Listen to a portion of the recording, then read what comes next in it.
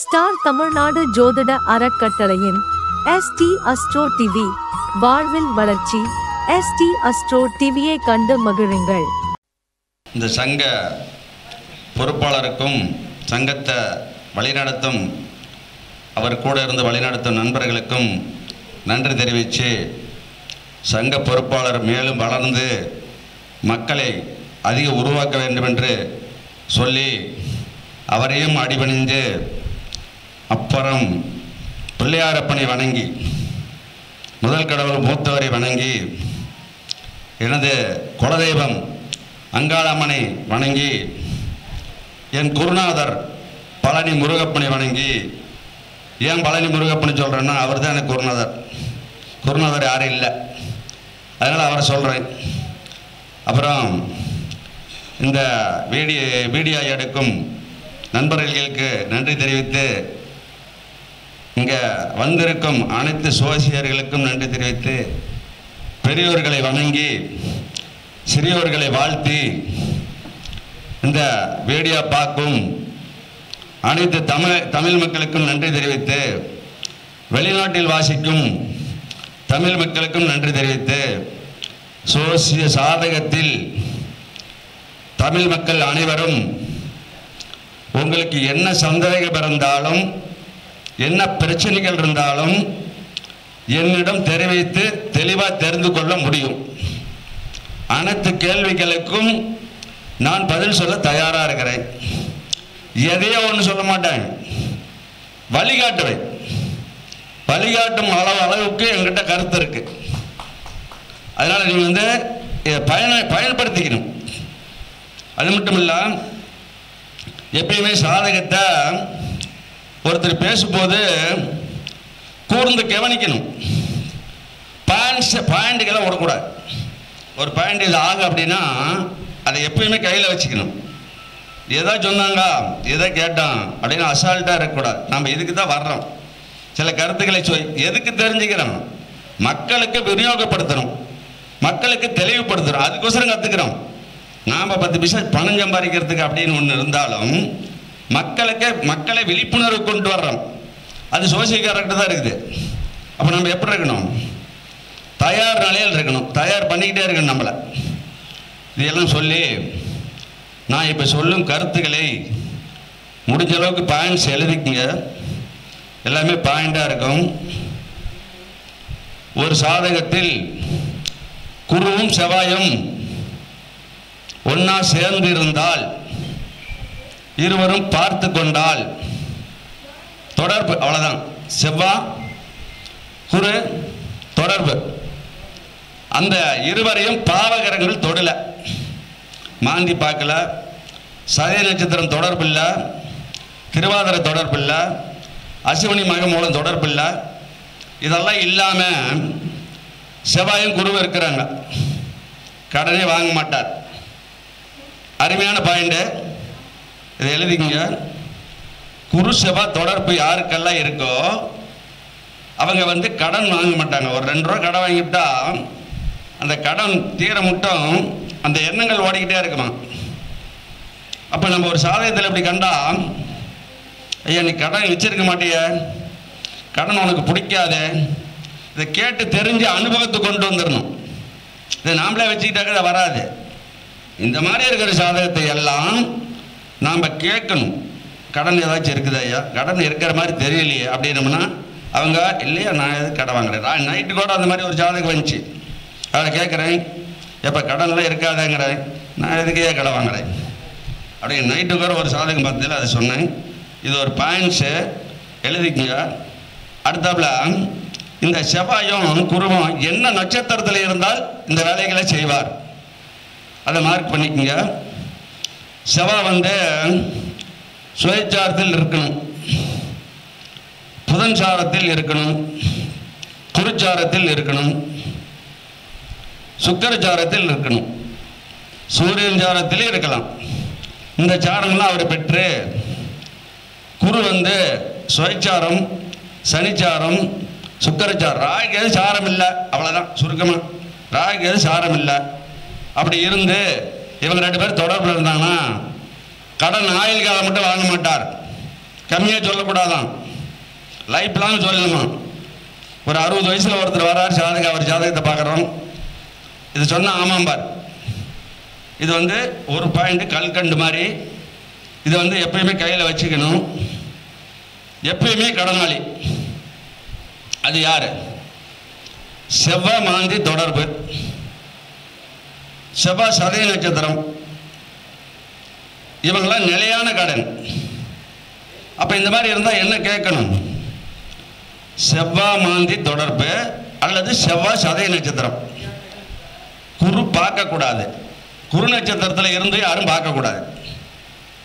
இப்படி இருந்தால் 3 லட்சம் 5 லட்சம் 10 லட்சம் கடன் இருக்கும். ஆயுள் காலம் மட்டும் கடன் இருக்கும், கடன் தீராது. இவர்கள் தான் சொந்த தொழில் செய்ய அமைப்பு இருக்காது, சாதகமும் பார்க்காம யாரையும் கேட்டு தொழில் செய்யாம அவர்களே கடன் வாங்கி அவரே கடன் பண்ணிக்குவாங்க. இந்த சோசியம் பார்க்கறது இல்லை. இந்த மாதிரி கிழக்கூட எங்கே போய் சோசியம் பார்க்காதே தொழில் பண்ணுவாங்க. அப்புறம் பணம் ரெடி, ஒரு 50 நேரத்தை ரெடி பண்ணிக்கிட்டு சோசியக்கார்ட்ட போவாங்க. ஐயா, ஒரு 50 ரூபா ரெடி பண்ணி வச்சிருக்கிறேன், சொந்தமாக தொழில் பண்ணலான்னு இருக்கிறேன், ரெடி பண்ணிக்கிட்டு போய் கேட்பாங்க. அவர் என்ன பண்ணுவார்? அந்த சாதகத்தை பார்த்து பலன் சொல்ல மாட்டார், பண்ணியா நல்லா இருக்குதும் பாரு. அப்போ இவன் கெட்டு போகிறதுக்கு இந்த ஆளே 50,000 ரூபா நான் வாங்கி வச்சிருக்கிறேன் அப்படின்னு சொல்ல, தொழிலுக்கு ரெடியாக இருக்கிறார் இருந்தாலே நாமே குறை சொல்லுவானே அப்படின்னு சோசியக்காரர் என்ன பண்ணுவாங்க? செய்யப்பா நல்லா இருக்குன்றாங்க. என்ன ஆகும்? 2 வருஷத்தில் 5 லட்ச ரூபா கடன் ஆயிரும். 5 லட்சத்தை 5 வருஷம் கடன் கட்டணும். இந்த நிலைக்கெல்லாம் ஆளாகுவாங்க. அப்போ செவ்வாய் ஒரு சாதத்தில் மாந்தியோடு இருந்தால் அல்லது சதய நட்சத்திரத்தில் இருந்தால் 10ஆம் இடம் கெட்டிருக்கும். இது கண்டிப்பாக பாருங்க இருக்கும். செவ்வாய் கெட்டால் 10ஆம் இடம் கெடும். ஏன்னா அவர் தொழில் பண்ணக்கூடாது இல்லை, அதனால. அப்போ சனியும் செவ்வாயும் கெட்டு இருக்கிற போது சொந்த தொழில் கேட்டால் நாம் என்ன பண்ணணும்? லக்கணத்துக்கு 10ம் லக்கணத்துக்கு 8ம் நல்லா இருக்குதான்னு பார்க்கணும். அப்போ அது 2 கெட்டு போச்சுன்னா இது 2 நல்லா இருந்தால் தான் செய்யன்னு சொல்லணும், இல்லைன்னு சொல்லக்கூடாது. அப்போது லக்கணத்துக்கு 10ம் லக்கணத்துக்கு 8ம் மேஷத்துக்கு 10ம் மேஷத்துக்கு 8ஆம் இடமும் கெட்டிருந்தால் அவங்களுக்கு சொந்த தொழில் சொல்லக்கூடாது. இந்த கெட்டு போகிறதுக்கு காரணம் ஏற்கனவே சொல்லியிருக்கிறேன். திருவாதிர சதயம் மாந்தி, அசுவனி மக மூலம், இந்த 6 கிரகங்கள் ஒரு கிரகத்தை பார்த்தாலும் சேர்ந்தாலும் இல்லை அந்த நட்சத்திரத்தில் இருந்தாலும் அந்த கிரகம் கெட்டுவிடும். இவங்க 6 பேர் ஒரு கிரகத்தை தொடவில்லை, எந்த கிரகமும் கெடாது. சனி இந்த 6 பேர் தொடவில்லை என்றால் சொந்த தொழில் செய்யலாம்.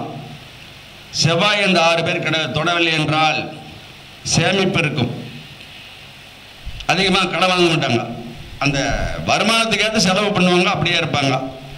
அவங்க லைஃப் லாங் அதை கடைப்பிடிப்பாங்க. அப்போ நம்ம என்ன பண்ணோம்? இதையெல்லாம் சாதகம் பார்க்கும்போது கூர்ந்து கவனித்து தான் சாதகம் பார்க்க வரவர்களுக்கு பலன் சொல்லணும். சடன்னு சொந்த தொழில் பண்ணு சொல்லிவிடக்கூடாது. அதுக்கு தான் இந்த விளக்கத்தை சொல்கிறேன். அதே மாதிரி லக்கணாதிபதி 2 பேரும் கெட்டு போயிட்டால், லக்கணத்துக்கு சொந்தக்காரர் ஏதோ ஒரு லக்கணம் மாந்தியோடு இருக்குது, செவ்வாய் சதயத்தில் இருக்கார், இந்த மாதிரி ஜாதகர்களாம் எப்பவுமே சிறப்பாக வாழ முடியாது. அவங்க அந்த மாதிரி ஜாதகம் வந்துச்சுன்னா நம்ம என்ன சொல்லணும்?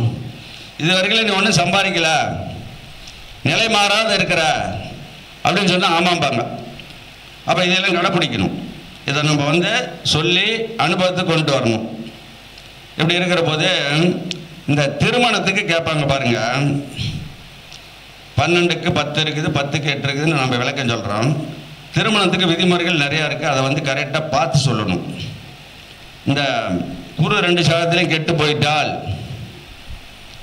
தங்க வீட்டில் இருக்காது, புட்டு தங்கம் கூட இருக்காது, ஒரு தோடு கூட போட்டிருக்க மாட்டாங்க. அந்த 2 பேர்த்துக்கு அப்படி இருந்தால் சேர்த்தக்கூடாது. தந்தை சொத்து 2 பேர்த்து வீட்டிலே இருக்காது, மனைவி வகையிலே அப்பா சொத்து இருக்காது, கணவர் வகையிலே அப்பா சொத்து இருக்காது. அப்போ குரு வந்து சதயம் மாந்தி இந்த தொடர்பில் இருந்தால் அந்த ஜாதகருக்கு தந்தை சொத்து 2 பேர்த்துக்கு இருக்காது, தங்கம் தங்காது. அப்பாவுடைய அம்மாவுக்கும் அம்மாவுடைய அப்பாவுக்கும் உடல்நிலை பாதிக்கும். பாட்டனுக்கு கண்டத்தை கொடுக்கும், அப்பாவுடைய அப்பாவுக்கு மரண கண்டத்தை கொடுக்கும். இப்போ இந்த சதயம் மாந்தி அப்படிங்கிறது லேசில் நம்ம விடக்கூடாது. மரணத்தை கொடுக்கக்கூடியது இந்த சதயமும் மாந்தியும் தான். சதயமும் மாந்தி திருவாதிரை. ஆனால் பவராக இருக்கிறது யார்? சதயமும் மாந்தியும் தான். திருவாதிரை கூட ஓரசாரியாக போயிடும். ஒருத்தர் இறந்து போகிறாங்கன்னா மாந்தி தொடர்பும் சதய நட்சத்திர தொடர்பும் இல்லாமல் மரணத்துக்கு போக மாட்டாங்க. அப்போ இதை நம்ம நோட் பண்ணணும். அப்போ இதுக்கு ஒரு ஆதாரம் என்னன்னு கேட்டிங்கன்னா, குரு வந்து மாந்தியோடு இருக்கார், சூரியன் சதயத்தில் இருக்கார். பாட்டன் அந்த பேராட்டி பாட்டன்னு பார்க்க மாட்டான், இளமையிலே இறந்துருவார். இது ஒரு சமாச்சாரம். அப்போ இவங்க 2 பேரும் மரணத்தை கொடுக்காததுக்கு ஒரு உதாரணம். நம்ம ஒரு ஜாதகத்தை பார்த்தோன்னே எத்தனை பேர்த்துக்கு அதில் அடிபட்டிருக்குது, எத்தனை பேர் மரணத்துக்கு போயிருக்காங்க அப்படிங்கிறதையும் சொல்லணும். நல்லதே சொல்லணுங்கிறதுல கெட்டது நடந்ததே நம்ம சொன்னோம்னா தான் நமக்கு அனுபவத்துக்கு வரும். அந்த ஜாதகத்தை பார்த்தோன்னா நடந்த சம்பவத்தை சொல்கிறப்பா அப்படின்னு அந்த எண்ணங்களோட மக்களுக்கு. அதனால் அந்த நடந்ததையும் சொல்ல கற்றுக்கணும், நடந்திருக்கிறதையும் சொல்லணும், நடக்க போகிறதையும் சொல்லணும். எல்லாமே சொல்ல முடியும். சாதகத்தில் சொல்ல முடியாத விஷயமே கிடையாது. அப்போ குரு சந்திரன் அப்படின்னு சொல்லி பார்க்குற போது குரு வந்து தந்தை, சூரியன் தந்தை கிடையாது. அப்படி எடுத்திருந்தால் அதை வந்து எடுக்காதீங்க. குரு தான் தந்தை, அவருக்கு ஆயுள்காரன் சந்திரன் தான். இதை நான் வந்து தெளிவுபடுத்துறதுக்கு ஒரு காரணம் சொல்கிறேன். குருவியும் சந்திரனையும் மாந்தி தொடர்புக்கு வருது. அந்த தந்தை இருக்க மாட்டார் அப்படிங்கிறத நம்ம தெரிஞ்சுக்கணும். சரி, குரு வந்து சதய நட்சத்திரம், சந்திரன் மாந்தியோடு இருக்கார், தந்தைக்கு மரணம்.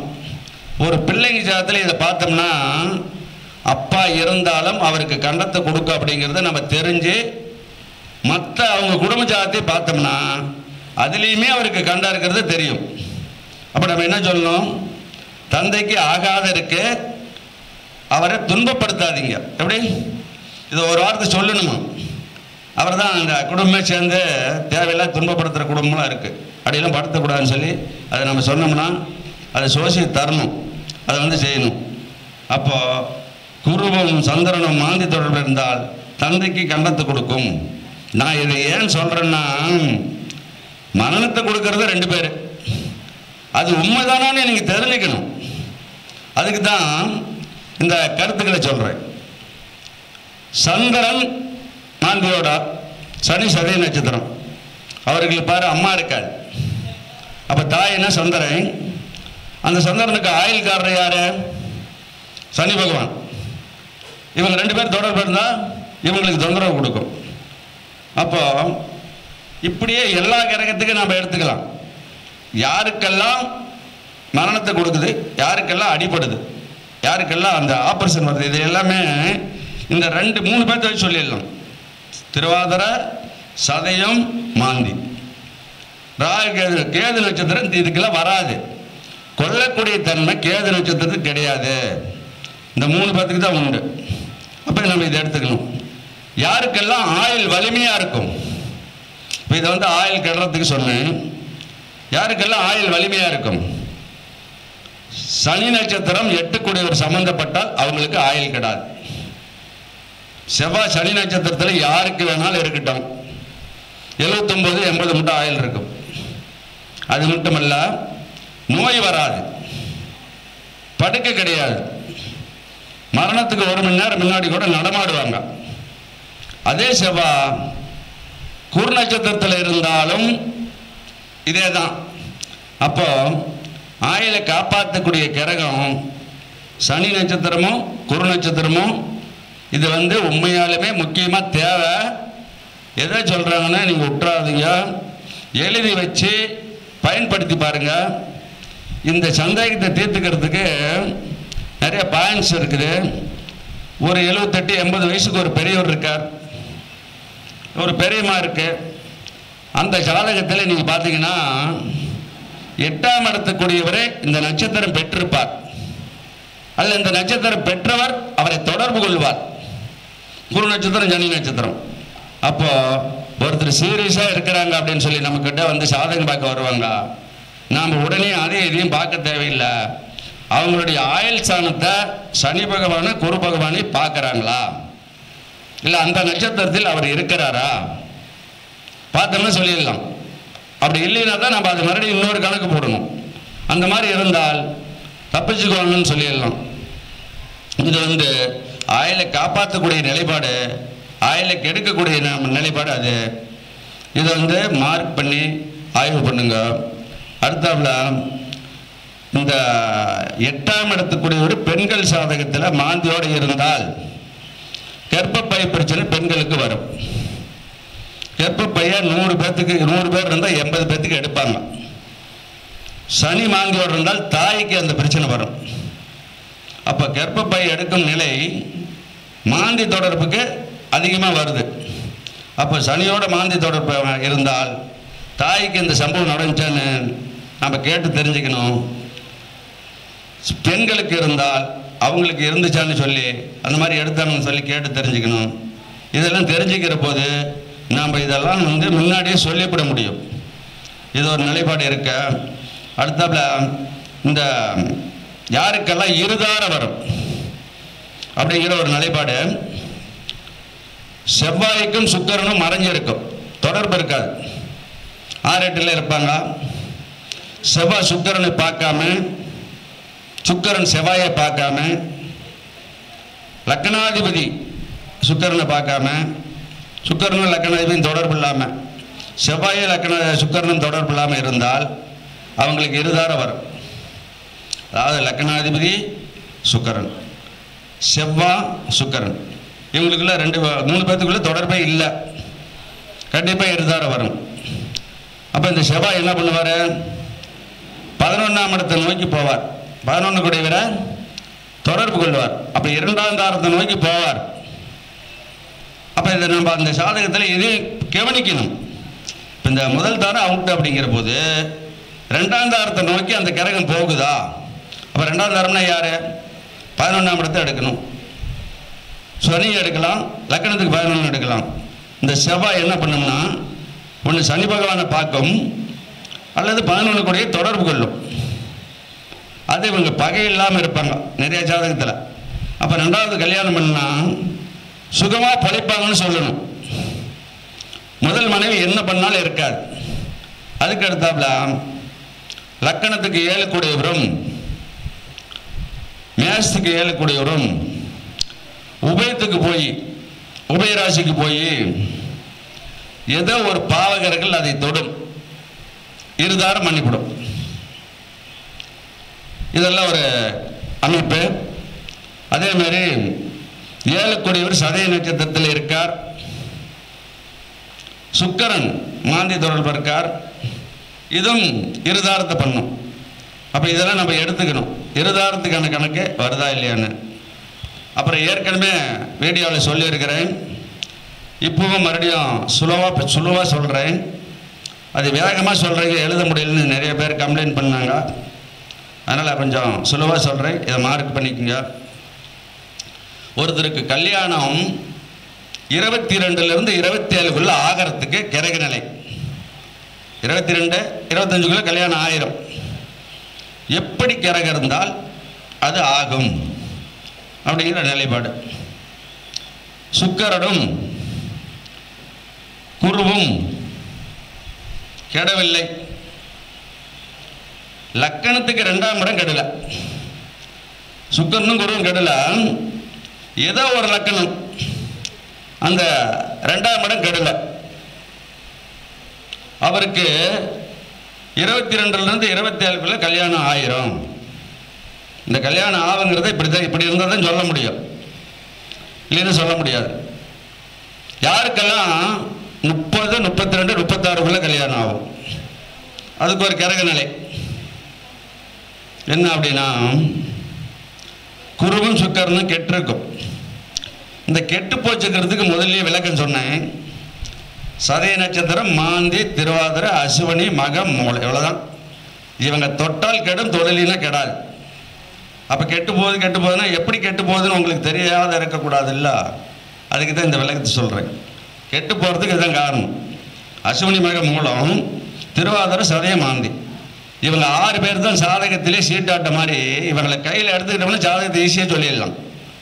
அப்போ இந்த 6 பேர்த்தில் யாராச்சும் குருவியும் சுக்கரனையும் தொட்டு லக்கணத்துக்கு 2ஆம் இடமும் கெட்டு அப்படி இருந்தால் 36 தான் கல்யாணம் ஆகும். அப்போ 36 கல்யாணம் ஆவாத சாதகமெல்லாம் நீங்கள் பாருங்க, நான் சொல்கிற மாதிரி இருக்கும். அப்போ ஜாதகத்துக்குள்ளேயே அந்த அனுபவத்தை நம்ம தெரிஞ்சுக்கணும். நூலில் படித்து தெரிஞ்சுக்க வேண்டியதில்லை. இப்போ நான் சொல்கிறேன், அந்த மாதிரி இருக்குன்னு சொல்கிறேன். அப்போ நம்ம அதை தெரிஞ்சுக்கணும். சரி, யாருக்கெல்லாம் கல்யாணம் ஆகாதுங்கிறதுக்கு ஏற்கனவே சொல்லியிருந்தேன், இப்பவும் சொல்கிறேன். லக்கணத்துக்கு 2ஆம் இடம், மேஷத்துக்கு 2ஆம் இடம், ராசிக்கு 2ஆம் இடம், 3 2ஆம் இடத்துக்குடைய வரும் கேது நட்சத்திரம் பெற்றிருந்தால் அவங்களுக்கு கல்யாணமே கிடையாது. பாரு, இதை 3ஆ பிரிச்சிருக்கிறேன். 27 கல்யாணம் ஆகிறதுக்கு ஒரு கரகநிலை, 30, 32, 36 கல்யாணம் ஆகிறதுக்கு ஒரு கரகநிலை, கல்யாணமே இல்லைங்கிறதுக்கு ஒரு கரகநிலை.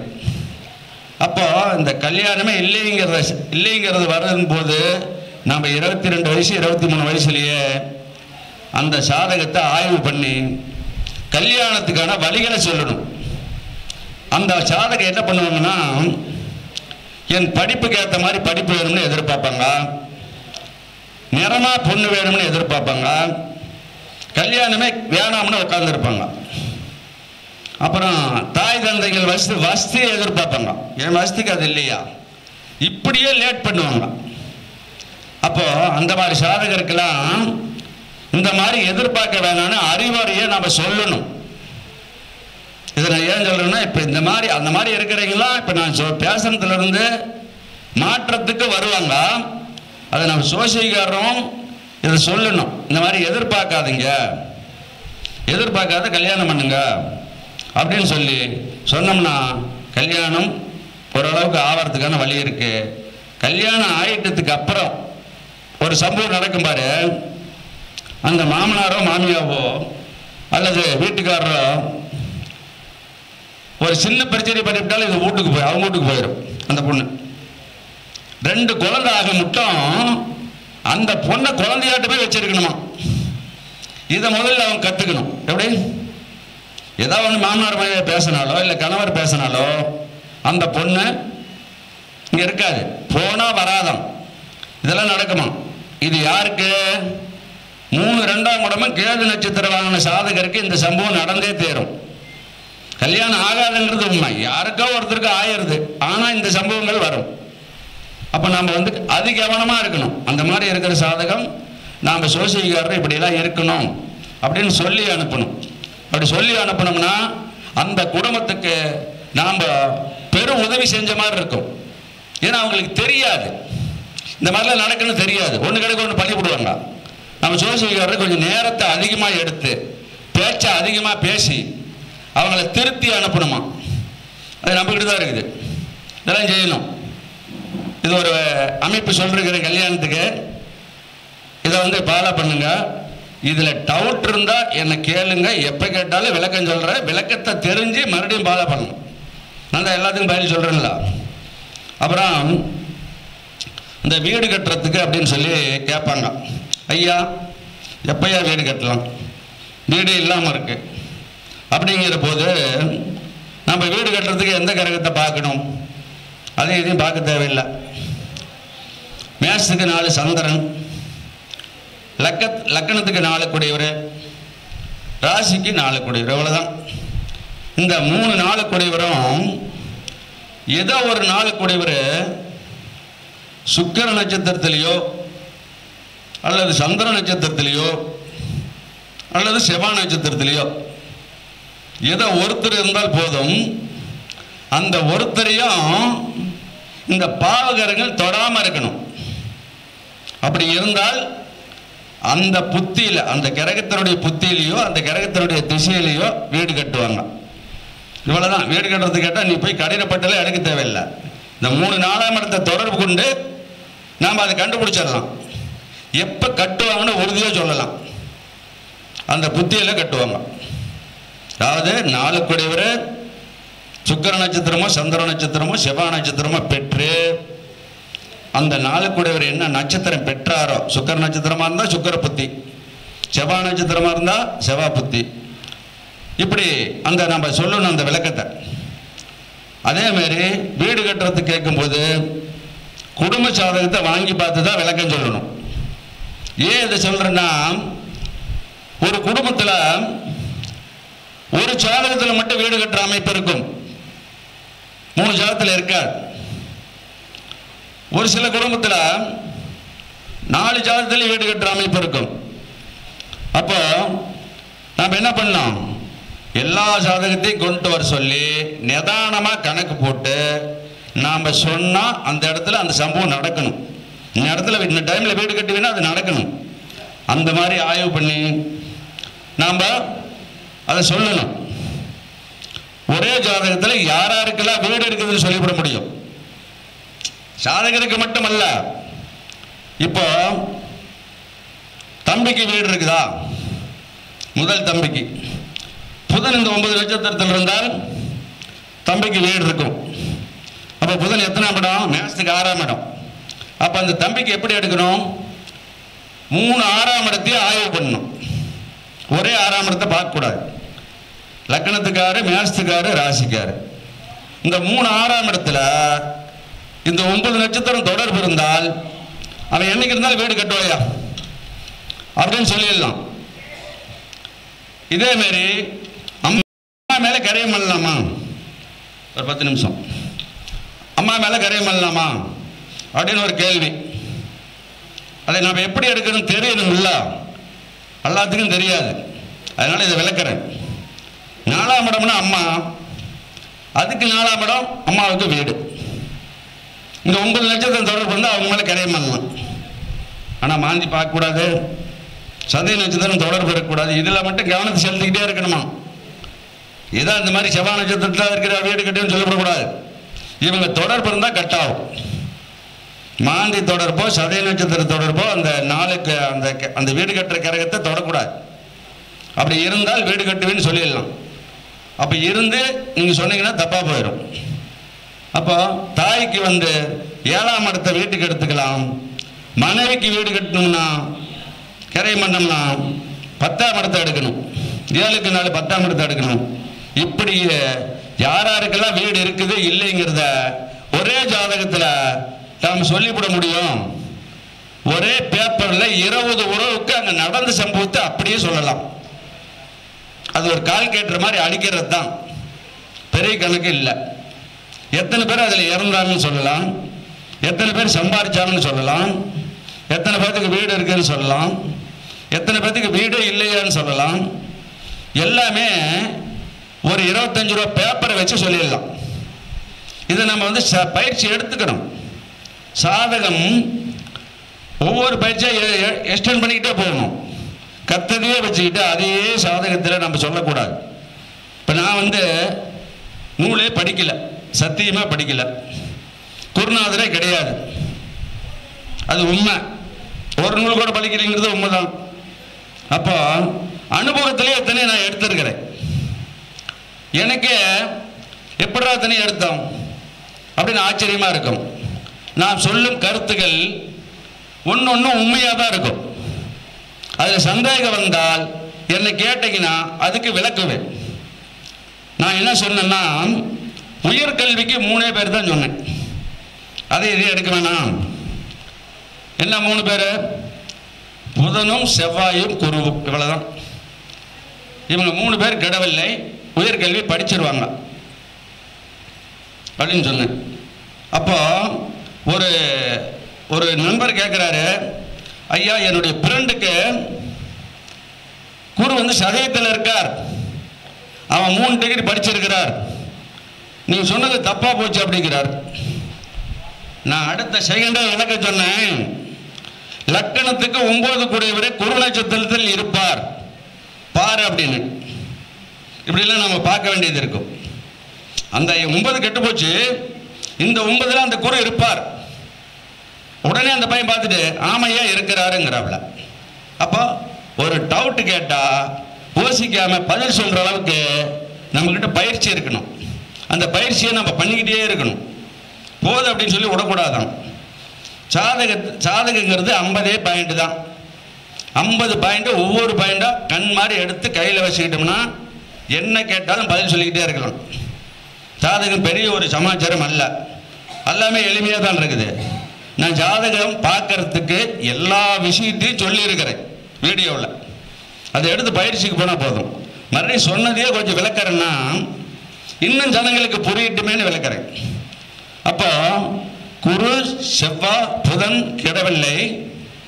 கிடவில்லைன்னா மாந்தி பார்க்கல, சதய நட்சத்திரம் தொடர்பில்லை, திருவாதிரை தொடர்பில்லை, அசுவனி மக மூலம் தொடர்பில்லை. இந்த 3 கிரகத்துக்கும் உயர்கல்வி படிச்சிருவார். சரி, 3ல் 2 கெட்டு போச்சு, 12வது போக மாட்டார். 12வது படித்தான்னு கேட்டால் இல்லையும் பாரு, 10வது தான் சொல்லுவார். 2 கிரகம் நல்லா இருக்குது, 1 கெட்டு போச்சு. 12வது போயிருப்பார், டிகிரிக்கு போயிருக்க மாட்டார். அப்போ 3 கெட்டு போச்சு, கல்வி இல்லை. இவ்வளோதான் கல்விக்கு நம்ம எடுக்கணும். இதே மாதிரி தான் ஒவ்வொரு சப்ஜெக்டும். இந்த கல்விக்கு கேட்டாங்கன்னா இந்த 3 வச்சு நம்ம கல்வி சொல்லிடலாம். அதே மாதிரி ஒரு காதல் திருமணம் அப்படின்னு சொல்லி பார்க்குற போது புதனும் செவ்வாயும் சந்திரனும் தொடர்பு. இந்த 6 கிரகம் தொடர்பு இல்லை. காதல் திருமணம் நடந்தே தேரும், யாராலையும் தடை பண்ண முடியாது. ரைட் ரைட் ரைட் ரெண்டு அதை நம்ம ஃபாலோ பண்ணிக்கணும். அடுத்தாப்புல சந்திரன் செவ்வாய் சேர்க்கை இருந்தால் காதல் திருமணம் வரும், தெரிஞ்சுக்குங்க. அடுத்தாப்புல இப்படி ஒவ்வொரு சப்ஜெக்டாக இந்த நேரம் கம்மியாக இருக்கிறதுனால இன்னைக்கு உங்களுக்கு அதிகமாக பேச முடியவில்லை. இன்னும் நிறைய கருத்துக்களை புரியும்படியாக உங்களுக்கு விளக்குறேன். அடுத்த மாதம் நிறைய கருத்துக்களை சொல்கிறேன் அப்படின்னு சொல்லி இந்த வீடியோ கேட்ட நண்பர்களுக்கும் இந்த கூடியிருக்கும் பொதுமக்களுக்கும் வீடியோ நடத்தும் நண்பர்களுக்கும் இந்த வீடியோ பார்க்கும் அனைத்து மக்களுக்கும் நன்றி தெரிவித்து விடைபெறுகிறேன். நன்றி, வணக்கம். அடுத்தாப்புல எனது ஃபோன் நம்பரை மார்க் பண்ணிக்கோங்க. என்னுடைய ஃபோன் நம்பர் ஆர் முருகேசன், என்னுடைய பெயர் பதிவு பண்ணிக்கோங்க. எதுனாலும் கேளுங்க, தெளிவாக விளக்கம் சொல்லுவேன். 750 பேர் ஆர் முருகேசன் சோதிடர் எழுதிக்கங்க. நான் இருக்கும் இடம் ஈரோடு பள்ளிப்பாளையம் அக்கராகரம். என்னுடைய நம்பர் இருக்கும் இடம் ஈரோடு பள்ளிப்பாளையம் அக்கராகரம் 750 நம்பர் எழுதிக்கங்க. 22 15 692. சாதகத்தை எப்பவுமே பயிற்சியில் இருந்துக்கிட்டே இருக்கணும், கவனத்தை அதிகமாக செலுத்தணும். அப்படி செலுத்தணும்னா நிறைய கண்டுபிடிக்கலான்னு சொல்லி அனைவருக்கும் சொல்லி டவுட் ஏதா இருந்தாலும் என்னை கேளுங்க. எந்த நேரம் கேட்டாலும் தயங்காத விளக்கம் சொல்லுவேன்னு சொல்லி நன்றி சொல்லி விடைபெறுகிறேன். வணக்கம். ஐயா சிறப்பாக பேசினார். தட்டுங்கள் திறக்கப்படும்னாரு. ராத்திரி 12 மணிக்கு ஃபோன் போடுங்க, சினிமா படத்தில் கேட்குற மாதிரி கேளுங்க, அப்பவும் சொல்லி தருவார். சிறப்பாக பேசிய முருகேசன் ஐயா அவர்களுக்கு வேந்தர் டிவி பழனிசாமியும் பள்ளிப்பாளையம் தலகொடி ஐயாவும் மரியாதை செய்வார்கள்.